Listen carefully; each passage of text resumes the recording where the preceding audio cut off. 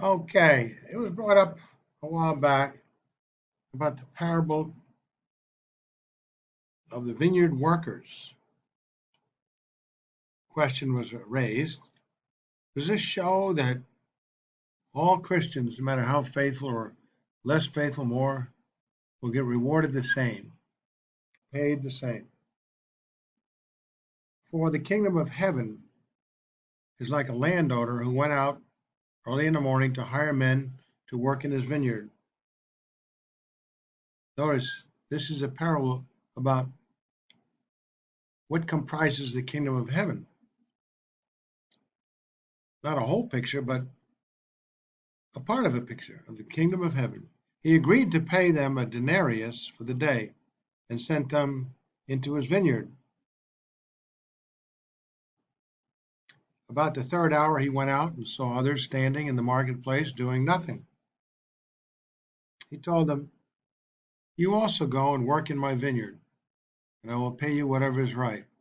So they went. He went out again about the sixth hour and the ninth hour and did the same thing. Okay, he's needing more workers to get the task done, evidently. About the 11th hour, he went out and found still others standing around. Wow, sixth, ninth, and then 11th, three times more.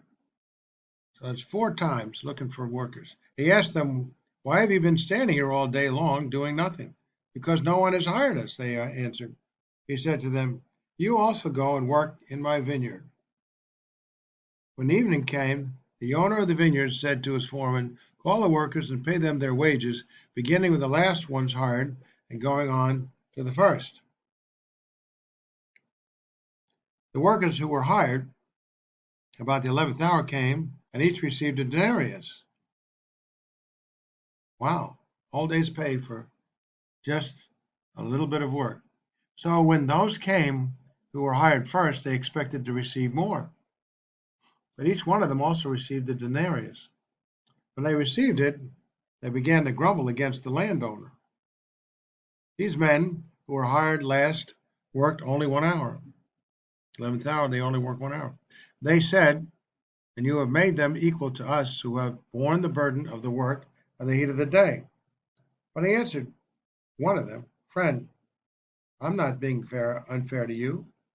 Didn't you agree to work for a denarius? Take your wage or your pay and go. I want to give the man who was hired last the same as I gave you. Don't I have a right to do what I want with my own money? Or are you envious because I am generous? So the last will be first, and the first will be last." Bible Knowledge Commentary comments on this relative to looking at first, verse 16. By this illustration, Jesus was teaching that the matter of rewards is under the sovereign control of God, the landowner, in the parable. God is the one before whom all accounts will be settled. Many who have prominent places will someday find themselves demoted, and many who often find themselves at the end of the line will find themselves promoted to the head of the line. The last will be first, and the first will be last. In the final accounting, the Lord's analysis will carry the greatest and only important weight. The landowner was evidently determined to finish out the work in his vineyard to the extent that three more times he had to hire extra workers who were evidently located in an area where workers gathered to be hired to do labor for someone. This is very similar to what goes on today in many countries, even throughout recorded history, when labor was for hire. Right back in the first century, in those days, and before that, and after that. So the landowner evidently came to that area three more times so as to hire enough labor to complete the work in his vineyard, for that kind of work was time critical. Otherwise, the grapes would not be acceptable to sell. Consider that workers who were hired to work for less than a day,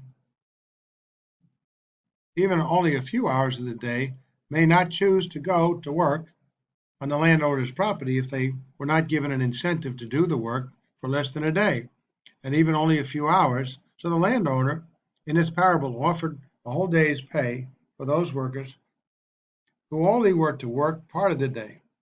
This is common today as it was in the time and place of Jesus' ministry. So this parable, which is about the kingdom of heaven, which has in view those who go to heaven, believers, does not mean that everyone always gets paid the same.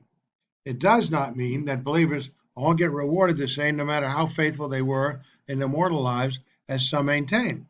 There are many passages which indicate that each believer is assigned by God to serve Him, some assignments requiring more effort and time to complete than others. And there's a varying scope, temporal importance, and prestige to each assignment. But each believer will be rewarded according to how well he has performed his duties, no matter how little or how much is required to do the job faithfully. If the task is smaller, it won't be a matter of fewer rewards. He will be rewarded on how faithful he performed what God has appointed him to do. But this is God's business because He is sovereign. So it is God who assigns tasks for believers to do, and depending upon their faithfulness and His sovereignty, He rewards them. So it is not a matter of what individuals deem as fair, but in accordance with the sovereignty of God and how well each individual performed his duties.